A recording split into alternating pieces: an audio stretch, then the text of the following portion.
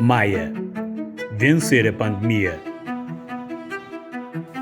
A professora Silvia São Miguel vive em Vilar de Luz e quando as aulas presenciais foram suspensas em março de 2020 e toda a gente foi mandada para casa, a professora também foi.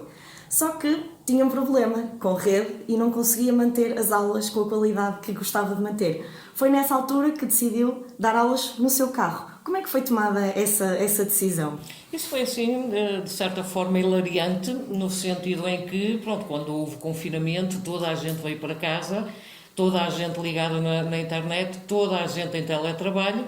Nós ali em Vilar de Luz, que resolvíamos a nossa situação com aquelas internets portáteis, portanto os hotspots, ficamos a zero, não é? E eu um dia tive que deixar de estar no meu escritório e comecei a andar com o computador e o telemóvel para a sala, e depois ia para a cozinha, e depois vinha para o jardim, e quando comecei a vir para o jardim cada vez me afastava mais da casa, até que fui contra o portão, né? E nesse dia eu nem sequer o meu mail conseguia abrir, portanto tinha rede zero, né? E tinha os miúdos para dar as aulas em videoconferência, não é? E naquela situação disse, eu tenho que resolver a situação, se a rede não vem ter comigo, eu tenho que ir ter com a rede. E então rapidamente montei uma sala de aula na mala do carro e por questões de saúde, porque eu sou doente crónica e imunodeprimida, estava absolutamente proibida de sair de casa, não podia, por exemplo, ir para a minha escola dar as aulas lá, não é? Portanto, eu tinha que estar isolada, de maneira que em vez de virar para o lado da escola, virei para o lado do monte e descobri um ponto ali próximo de casa onde havia uma rede razoável e pronto, montei uma sala de aula na mala do carro e passei a ir dar as aulas para ali, porque ali tinha a certeza absoluta que conseguia estar com os meus alunos. E o facto da professora dar um apoio tutorial específico, ou seja, não tem uma turma, por exemplo, de 30 alunos, Sim. o facto de ser um apoio específico, dava-lhe de alguma forma mais responsabilidade em não poder largar estes alunos? Exatamente. Não sei até que ponto, se numa situação normal, de uma turma com 30 e tal alunos, não é? Se eu sentiria tanto a pertinência de não largar estes alunos.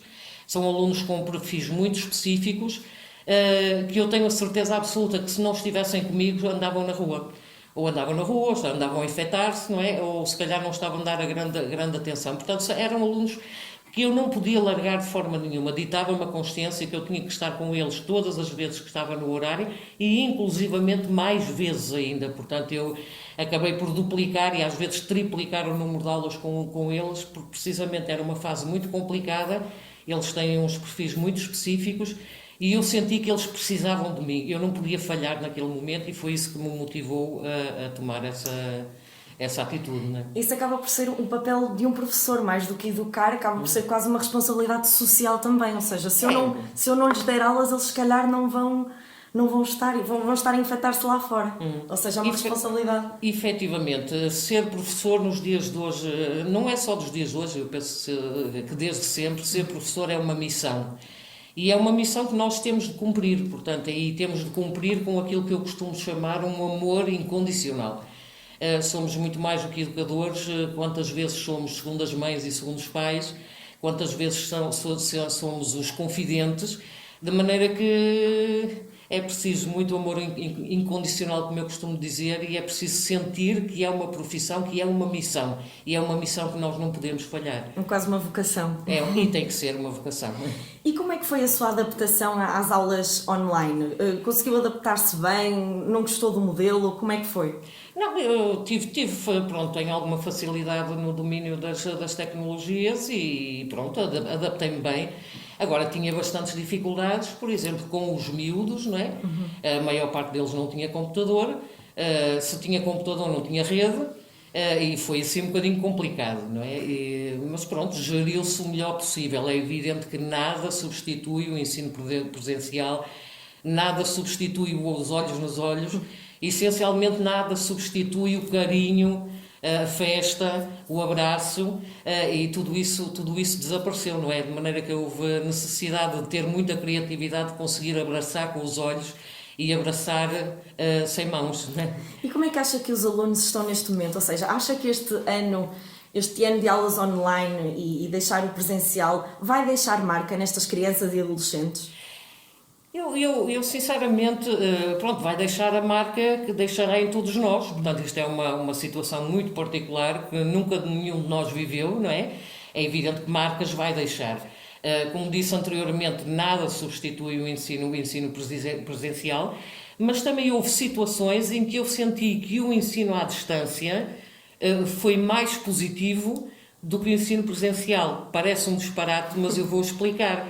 Por exemplo, em termos de autonomia, portanto, os miúdos tinham as suas tarefas das várias disciplinas para fazer e tinham que planificar muito bem, porque tinham datas, tinham deadlines, tinham de planificar, tinham de gerir muito bem o seu tempo, não é? E em termos de autonomia para a gestão do tempo de trabalho, eu vi acontecerem verdadeiros milagres em alguns alunos. Ou seja, já tem um ponto positivo nesse sentido. Sim, pelo menos nesse aspecto eu sinto que foi positivo, né? Eles aprenderam alguma coisa com aquela situação e a planificação do estudo, a planificação do seu trabalho é uma coisa que eles agora podem transferir mesmo para o ensino presencial, não é? E é uma ferramenta para a vida, saber E é uma gerir, ferramenta para a vida, efetivamente. E em relação aos alunos, falava-me há pouco que muitas crianças não tinham, se calhar, computadores. Acha que esta situação veio acentuar mais as diferenças que existem entre os vários alunos? Sem dúvida nenhuma, sem dúvida nenhuma. Os alunos que têm vários computadores em casa, é uma família, 2 filhos, há 4 computadores, os pais podem estar em teletrabalho, os 2 alunos podem estar em aulas, mas eu tive-me cruzar efetivamente com alunos em que havia um computador para 3 irmãos, não é? E a coisa tinha de ser muito bem gerida. Portanto, aquilo que estava estabelecido como horários às vezes desmontou-se por completo. Foi uma fase em que não houve nem sábados, nem domingos, nem feriados, nem depois do jantar, porque muitas vezes tinha de acontecer que o contacto com eles tinha de ser feito, para que existisse contacto tinha de ser feito nessas horas, não é? E pronto, não foi fácil, mas eu gostava de salientar que efetivamente o meu caso foi, com alguma sorte, para Vilar de Luz, foi um caso mediático, mas não é um caso único, não é? Eu gostaria de dizer que inclusivamente é enternecedor ter assistido a coisas da parte dos meus colegas como professores. Por exemplo, começou toda a gente a ir buscar computadores que já estavam encostados em casa, não é? E inclusivamente histórias de professores que foram comprar tablets e computadores para entregar aos meninos, para que eles efetivamente não estivessem a perder aquilo que estava a ser dado a todos. Foi enternecedor, de certa maneira, e eu gostava de vincar esse aspecto, porque na realidade eu sinto que os professores foram os heróis, mas uns heróis que foram muito pouco reconhecidos nesta situação toda. É evidente que se deu muita atenção aos médicos, aos enfermeiros, porque eles estavam efetivamente a salvar vidas, não é? Nós não salvámos vidas, mas salvámos outras coisas, não é? Não deixavam ninguém para trás. Não deixamos, tentamos tanto quanto possível não deixar ninguém para trás. E depois, em relação à sua situação, não, acabámos por não concluir, mas depois como é que ficou resolvida? Ora bem, como é o que faz a comunicação social, não é? O pai de um dos alunos, trabalhava numa televisão, não é? E percebeu que eu estava no meio do monte e disse: vou-lhe mandar aí uma equipa. Eu até pensei que o senhor estava a brincar, mas um dia é certo que a equipa apareceu. E eu, no intuito de conseguir alguma coisa para Vilar de Luz e que se resolvesse o problema de Vilar de Luz, acedi a fazer a entrevista. A entrevista foi feita às 11h30 da manhã, à 1 da tarde estava a dar um telejornal, às 2h30 estava-me a telefonar uma alta patente da administração da MEL, a dizer: professora, vamos resolver o problema, o seu e o de Vilar de Luz. E assim foi.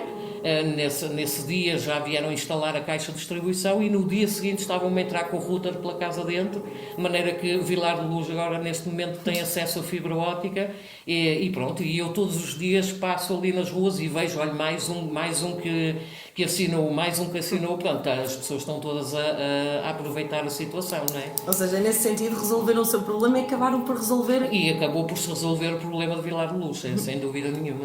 E para terminar, professora, como é que vê o futuro da educação a partir daqui? Eventualmente as crianças vão voltar às escolas. Acha que esta passagem pelo digital vai trazer uma perspectiva diferente? Ou seja, se calhar vão ser aproveitados recursos mais digitais daqui para a frente? O que é que acha que vai acontecer? Eu acho que seria uma ótima ideia. Eu acho que seria uma ótima ideia e penso inclusivamente Esta forma permitiu que inclusivamente os professores tivessem muito mais fácil acesso às dúvidas dos seus alunos do que se estivessem em ensino presencial.